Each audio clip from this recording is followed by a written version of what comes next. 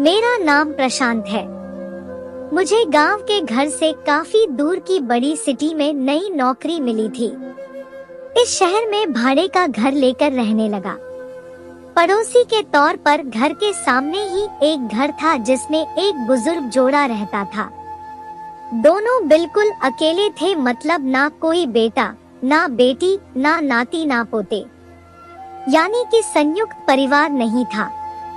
मैं एक संयुक्त परिवार का सदस्य था, इसलिए मुझे अक्सर उनके बारे में विचार आते रहते थे।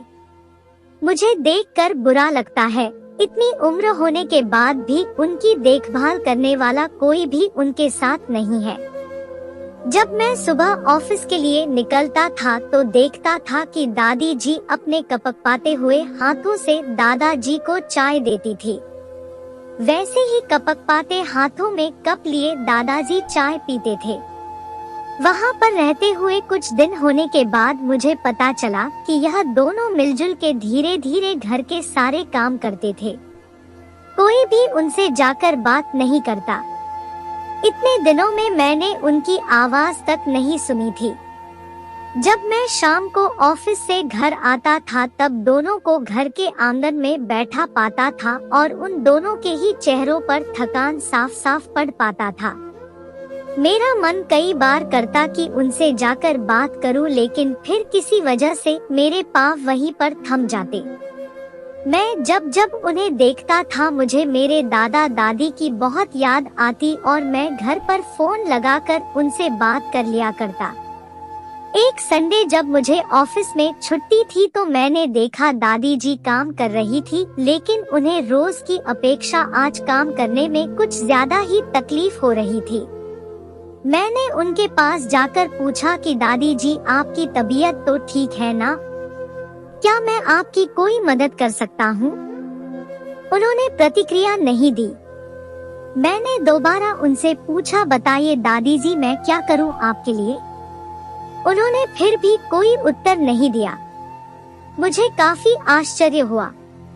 कुछ मिनटों बाद दादाजी वहां आए और वह भी कुछ नहीं बोले।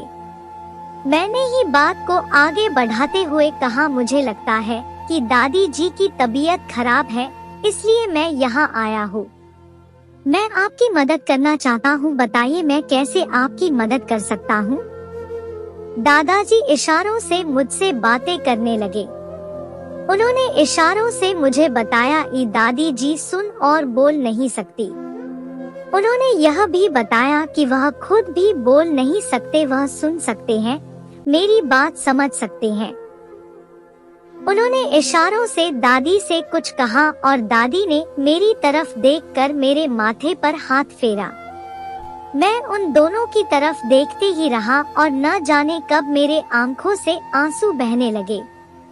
उस दिन के बाद जब जब मुझे समय मिलता मैं उनके पास चला जाता। वह मुझ पर बहुत प्यार बरसाते। अब तो मुझे उनके इशारे की मीठी भाषा भी बहुत अच्छे से समझ में आने लगी थी। एक दिन मैंने दादाजी से पूछा कि वह अकेले क्यों रहते हैं? क्या उन्हें कोई औलाद नहीं है? दादाजी ने दादी को इशारे से समझाया कि मैंने उनसे क्या पूछा।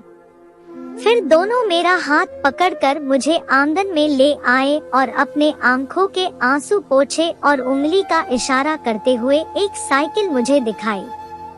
साइकिल को देखकर मैं समझ गया कि उनके परिवार वाले उन्हें छोड़कर कहीं जा चुके हैं और अब उनके हिस्से में केवल यादें ही बची है। उन्हें रोता हुआ देखकर मैं भावुक हो गया और मैंने दोनों को गले से लगा लिया। उन्होंने मेरे ऊपर अपने सीने में सालों से बंद प्यार के बादलों से प्यार की इतनी बारिश कर दी कि मैं पूरी तरह उसमें भीग गया। दोस्तों, इस कहानी से कई लोग कनेक्ट कर पाएंगे क्योंकि यह सिर्फ कहानी नहीं है, यह कई सारे बेचारे बुजुर्ग लोगों की सच्ची दास्तानें है। वीडियो अच्छा लगे तो लाइक, कमेंट और सब्सक्राइब करें।